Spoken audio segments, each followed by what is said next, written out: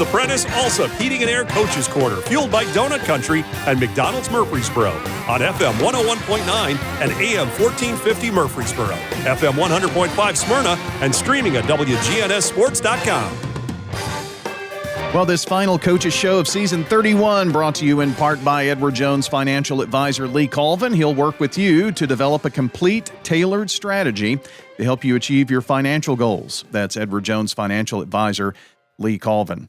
My honor to talk this morning to Siegel softball coach Kirstyn Reed. And Coach, good morning. How are you? Great. How are you? Doing well. Softball season in full swing, and I'm having trouble getting used to this, a week earlier thing. But I understand the reason. But gosh, we're already completing week 2 of the regular season. Yeah, it came up quick. Had to get in as much practice as we could before it started. Yeah, talk to me about that, because I know if the season starts earlier, but I don't think your window of practice really was extended. So how does that work out? I think it worked in our favor a little bit, but we did struggle to get more scrimmages in than we normally would. Last year, we were able to have a couple of weekends of scrimmaging other teams, but this year we were only able to get one weekend in before we got started. So we had to do a lot more inter-squatting than anything. Yeah. So when do you actually get to start practice? I think it's that first full week of February or the second full week. I think it was the 10th this year, February 10th. Okay. Yeah, I thought it was somewhere in there. The weather isn't always conducive to practice either during that time. Do you spend some time in the gym, or if the weather's bad, how does that work out? Yes. So we actually had the opportunity to use our baseball facility a couple of times, and the middle school was nice enough to let us use theirs as well, their new facility that they've got. And then I think we were only in the gym once. So that was nice. But we did have one strong week of rain, but I think before it came in, we tarped. So we were able to get a couple extra practices out there than we were expecting to. Well, that's good to have the use of those indoors, and I know all the Siegel coaches have a good working relationship there. So I'm sure Craig will do anything to help you out. And definitely, yeah. Looking back just a little bit to last year, I think your record was 26-7-2, somewhere around there. And had a great season last year. What kind of pieces from last year do you bring back on your squad?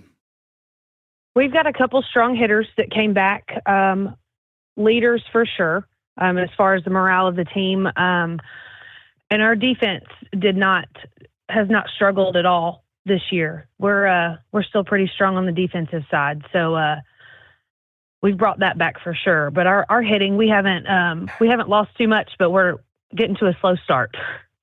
Well, you kind of give me your take on this, but it takes the hitting a little longer to kind of come around, doesn't it? Absolutely. The girls have been off since fall ball, fall travel ball, and then they take all Christmas off for the most part, unless they're doing hitting lessons, and so then they come back and haven't seen any live pitching since October, November-ish. So it takes them a little bit, which is why we try to get so many scrimmages and inter squads in before we start playing games. Yeah. And well, it's not like you didn't start off the season with a cupcake in Stewart's Creek, right? Definitely not. They are a great team. Obviously you can tell why they made it to the state championship game. We definitely didn't play our best, but didn't take away from them. They're definitely a great team. Yeah. Well, I mean, my point about that is, if you're playing in Rutherford County, you're playing a good team. It's just solid. Absolutely. Both districts, isn't it? Mm-hmm. Let's kind of spend a little bit of time talking about the classics, and I think you are in the Commando Classic here this weekend.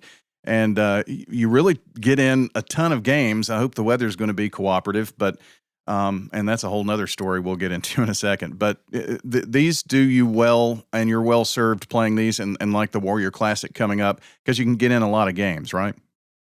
Yes, absolutely. It's definitely helpful for us to see other teams. Um, it's nice to get to play a lot of games, but we try not to overload them too much because we do start district on Monday. Yeah, yeah. So we chose to only play Friday and Saturday this time around. Yeah, and it's just mind-boggling how quick we jump into district play. But here we are on Monday. You travel to Oakland on Monday, and then host Riverdale on Thursday, and then we're off and running in district play. So we'll talk about the district here in just a second, and as well, and see what your early thoughts are. We've got Kirstyn Reed joining us, the Siegel softball coach, here this morning. Take us through. Let's go to some positions. First of all, your pitching staff. What do you look like there? We've got a little bit younger, not as experienced, but definitely a couple that are doing the job. Callie Paulk, she is so far leading our pitching staff and just kind of taking care of what she needs to on her end, and letting our defense play a little bit, but keeping the ball in the park. And then Addison Parrott is our younger one. She's helping us out a little bit, and she's doing more of a closing job, but taking care of whatever she needs to where we need her to. All right, so let's take a tour of the infield. So at first base, we're switching between our pitchers. If Callie's pitching, Addison's playing first, and if Addison's pitching, Callie's playing first. And then our freshman of the year, Lauren Foose, she's playing second. And then we've got a freshman, Riley Miller, on shortstop. And then Auburn Carls, our senior, she's playing third right now, doing a little bit of third and some catching here and there. And then behind the plate, we've got Madison Holshoe.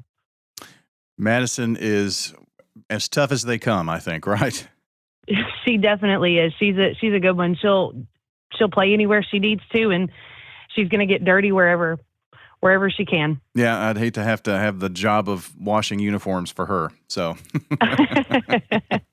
what does your outfield look like out there? So I've got a sophomore in left, Abigail Rasaborski. She was in the mix a little bit last year, but she came back this year. Last year she was coming off of an injury, and this year she's been as strong as ever. Struggled a little bit at first with her bat, but she's coming through and almost leading our team, I believe, in the hitting aspect. And then in center field, we've got freshman Lizzie Silva.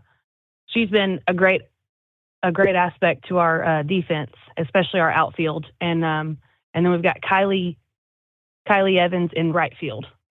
Another one of those that's tough as nails, Kylie. She's a battery, that's for sure. Man, I tell you, she's also one that will get the dugout fired up and rally the troops. So it's good to have that type of experience, because it sounds like you've got some young'uns there, playing freshmen and sophomores. Yes, and we've almost got a full second string too. That's they're just on the verge of coming in and playing whenever I need them to. Like when we played Coffee County, we were missing Kylie. She was out because she was sick, and which really hurt us. We definitely missed her as far as her energy and everything else, offense and defense, and we were able to fill her with a freshman as well, Lex Jones. She's working her way into the lineup, and she's competing every at bat that she gets. Well, let's talk a little bit about the district this year. This is the question I often get when a season starts for particular sports. Who is the team? In softball and or baseball or whatever the sport might be. So what are your thoughts about the district this year? It's always been super competitive, but the last several years it's been super, super competitive. Yeah, Oakland is, they seem like they're the team to beat for sure. Them and Riverdale per usual, but I don't think that anybody is going to be an easy game this year. So I'm, not looking past anybody. Yeah, well, that's probably a good thing to do. And the region is always really tough as well. You get Smyrna and Stewart's Creek in the region, so it's just really kind of become a hotbed for softball here in Rutherford County. So, and we've seen some teams go, and Siegel has had a rich history, and Stewart's Creek last year making a deep run. So I think people kind of expect it. You maybe not know who and which one, but somebody's usually always in the mix. Oh yeah, Smyrna and Stewart's Creek for sure will be two teams they'll be a tough play. Yeah. Maybe just a little bit looking way ahead to like next year. I know that the districts are going to change and the region's going to change, and even the sectional. I mean, it's a big change that I'm not sure a lot of folks really realize is going to happen. But smaller districts, how does that? I would think that it would make it harder to put together a schedule when you have fewer teams.